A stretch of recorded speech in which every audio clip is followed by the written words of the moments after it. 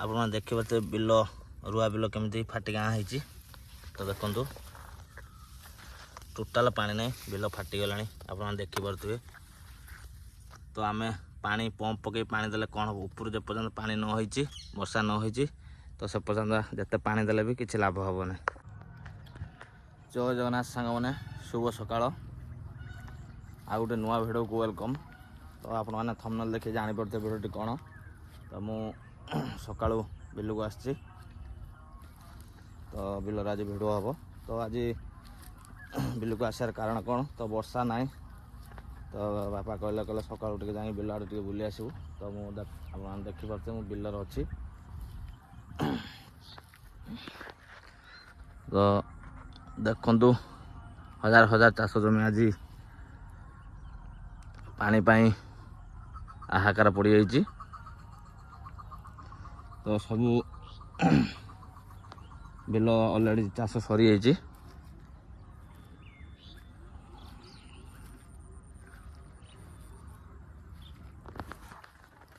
तो वर्षा पाई चाष लेट रहा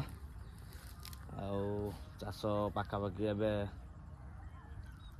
सरी 10-12 दिन हम तो सार औषध भी पड़ जाइए। सब बड़ कथा है जेहेतु वर्षा 10-12 दिन है ना तो बिल फाटी है तो ये जो मान पानी अच्छी तो मैंने पानी पंप पकई तो पाखर जो मैंने पानी सुविधा अच्छी पानी पकाते किंतु दूर बाट जो जमी से पानी पकई होनी पानी दि जाई पारनी तो गोटे चाषी जो चाष करे बहुत खुशी चाष करे आनंद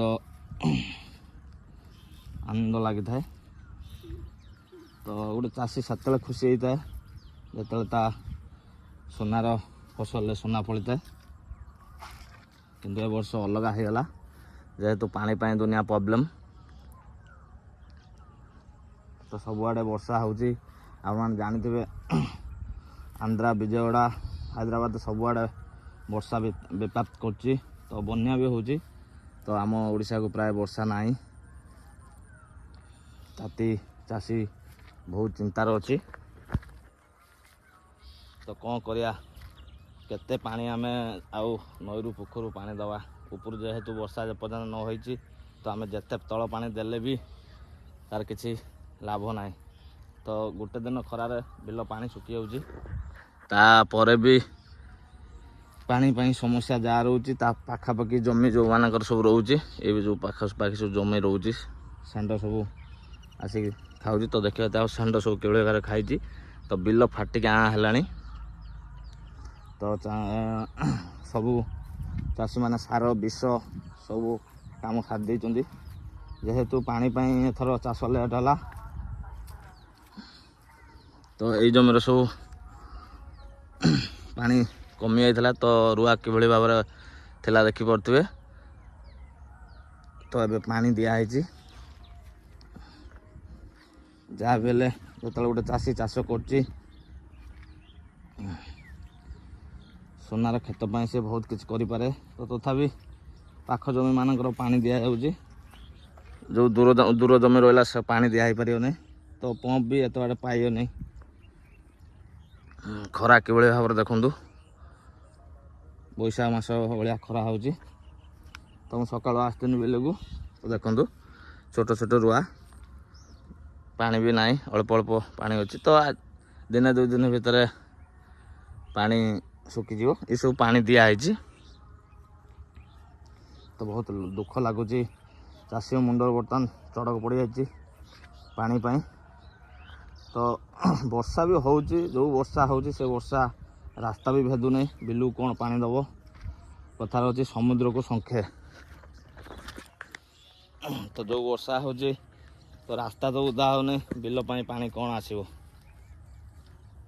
तो से बिल आड़ को आसती सका बापा गले बिल आड़ जाए बुलिया दूर बाट भी आम बिल अच्छी पाखर भी अच्छी सब जमी हजार हजार हेक्टर जमी आज पानी पाई आज बहुत प्रॉब्लम है पानीपाग सूचना दे दे वर्षा लघुचाप हो ଦେଖାଯାଉ କ'ଣ ହେଉଛି। ଚାଷୀ ମୁଣ୍ଡରେ ବର୍ତ୍ତମାନ ଚଡ଼କ ପଡ଼ିଯାଇଛି ପାଣି ପାଇଁ। ଏକର ବର୍ଷା ପାଇଁ ଲେଟ୍ରେ ଚାଷ ଆରମ୍ଭ ହେଲା। ତ ଏବେ ଏଇ 10-12 ଦିନ ହେବ ଚାଷ ସରିଛି। ଚାଷ ସରିବା ଭିତରେ ଯେଉଁ ପାଣି ଥିଲା, ପାଣି ସାର ଔଷଧ ବିଷ ପକାଇ ଦେଇଛୁ। ଦେଖନ୍ତୁ ଏଠି ବିଷ ଜରି ପଡ଼ିଛି। ହେଲେ କ'ଣ ହେବ, ବର୍ଷା ପାଇଁ ଆଜି ଚାଷ ଜମି ଫାଟିଆ। ଦେଖାଯାଉ କ'ଣ ହେଉଛି। ଲଘୁଚାପ ତ ହେଇଛି, ବର୍ଷା ହେବ। କ'ଣ ହେଉଛି, ସବୁଆଡ଼କୁ ବର୍ଷା ହେଉଛି, ଆମ ଓଡ଼ିଶାକୁ ବର୍ଷା ନାହିଁ। ଚାଷୀ ଚିନ୍ତାରେ ପଡ଼ିଗଲାଣି, କ'ଣ କରିବେ ଏବେ, ପାଣି କେତେ ପମ୍ପର ଦେବେ। ଯେହେତୁ ଉପରୁ ଯେଉଁ ବର୍ଷା ନ ହୋଇଛି, ତଳ ପାଣିର କିଛି ଭ୍ୟାଲୁ ନାହିଁ। ତ ଏଇସବୁ କାଲି ପମ୍ପ ପଡ଼ିକି ପାଣି ଦିଆଯାଇଛି। ଯେହେତୁ ପାଖ ଜମି, ନଈ ଅଛି, ପୋଖରୀ ଅଛି।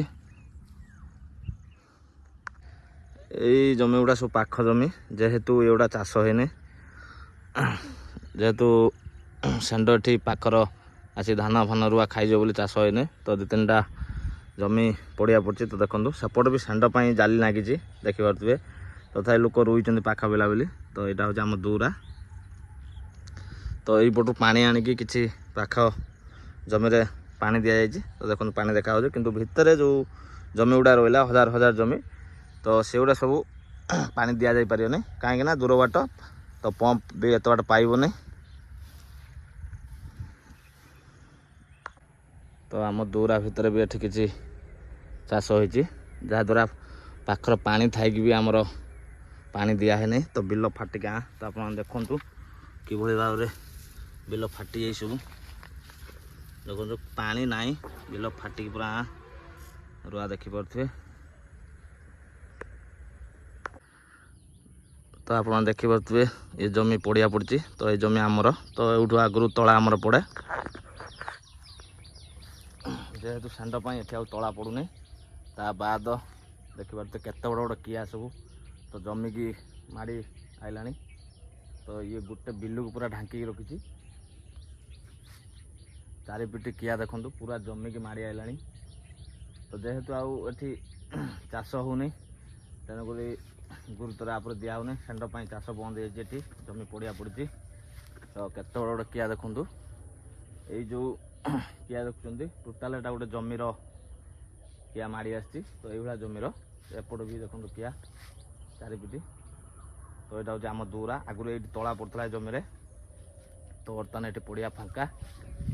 ସେପଟେ ବି ଦେଖନ୍ତୁ ଆହୁରି କିଛି ଜମି ଅଛି, ଏଠି ବି ପଡ଼ିଆ ପଡ଼ୁଛି। ତ ଏଠି ଆଉ ଜମା ରୁଆ ହେଉନି କି ଚାଷ ହେଉନି କି ତଳା ପଡ଼ୁନି। କାହିଁକିନା ଷେଣ୍ଢ ପାଇଁ ଏଠି ସବୁ ତଳା ଫଳା ସବୁ ନଷ୍ଟ ହୋଇଯାଏ, ସେଥିପାଇଁ ଲୋକ ଏଠି ଆଉ ପକାଉନାହାନ୍ତି। ତା ବାଦ କିଆ ସବୁଆଡ଼େ ଘେରିଗଲାଣି। ତ ଏଇଟା ହେଉଛି ଆମ ଜମି।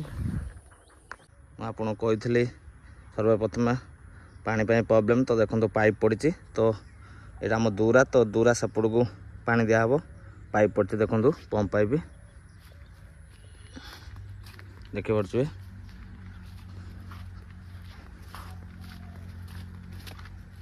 ଯାହା ବି ଗୋଟେ ଚାଷୀ ଯେତେବେଳେ ଚାଷ କରିଛି, ଯେକୌଣସି ଭାବରେ ସେ ବିଲରେ ପାଣି ଦେବ ଚାଷ ଜମିରେ। ତ ଦେଖନ୍ତୁ ଏଇଠୁ ସିଧା ଯାଇଛି। ତ ଏଇଟା ହେଉଛି ଆମ ପୋଖରୀ। ଯେହେତୁ ପାଖ ଜମି ପାଣି ଅଛି, ତ ପାଣି ଦିଆଯାଉଛି।